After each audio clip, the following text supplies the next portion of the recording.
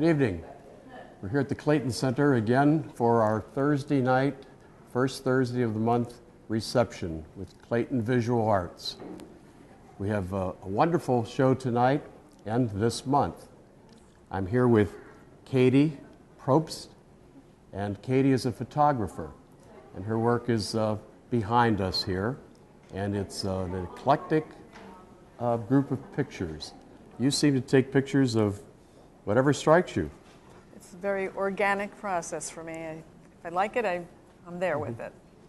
Well, we'll start out with, I understand you're from the same kind of area that I'm from. You're from Pennsylvania, New Jersey, that area. Right. And that's where I came from. And then you've moved around a lot, and I've moved around a lot. So we have that in common. Tell us a little bit about, you have a degree now in photography and so forth. It's new visual media. New visual media. But you didn't get that until you were like 50 years old. Exactly 50. Tell us almost to the day. Tell us about that. Unfortunately, I have autoimmune disorders. I have lupus and fibromyalgia, and it restricted what I could do. I wasn't functioning very well. But I was determined to get my degree. And there was a program with Empire State College, SUNY Empire State. You could actually work from home on your computer, and then you'd go in on occasion to meet up with your professor and discuss your work. And they had one group class. And so because I was able to do it at home, I was able to accomplish that. That's wonderful. That's wonderful. That's determination. I never got my degree, and when I was 50, I never thought about it. It's not too late. I had about a year to go. What would I do with it now? Anyway, they should grant it to me. There we go. For past experiences and everything.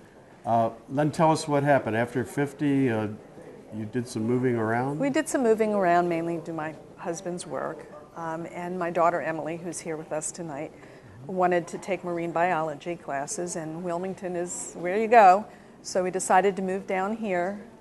Number one, for the weather. Number two, so that she could get in-state tuition. And we've been here ever since, 7 years ago. That's wonderful. So that's what brought us here. So I was going to ask you, how do you end up in North Carolina? I always ask the artists, how did you end up in little old Clayton?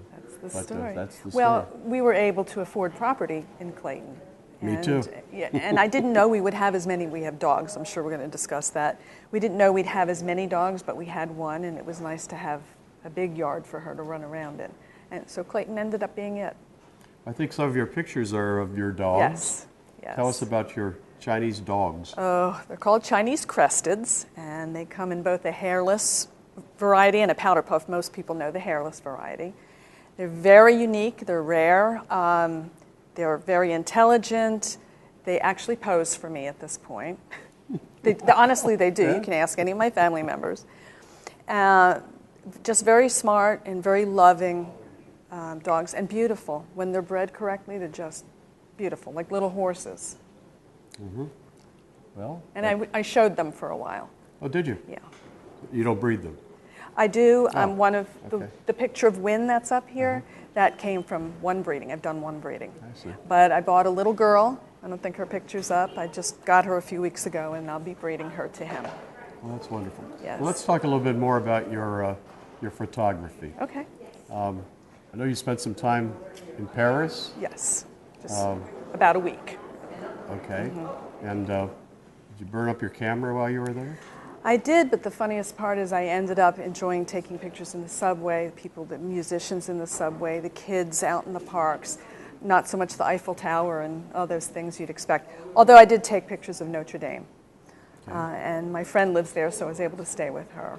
I think that's one of the unique things about your work is the fact that it's not your standard landscapes and portraits and that sort of thing.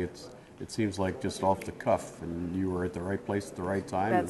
That's exactly the way it happens, very organically. I would, if you wouldn't mind, like to discuss the poster that's behind us. Okay. I forgot to mention that to you. Okay.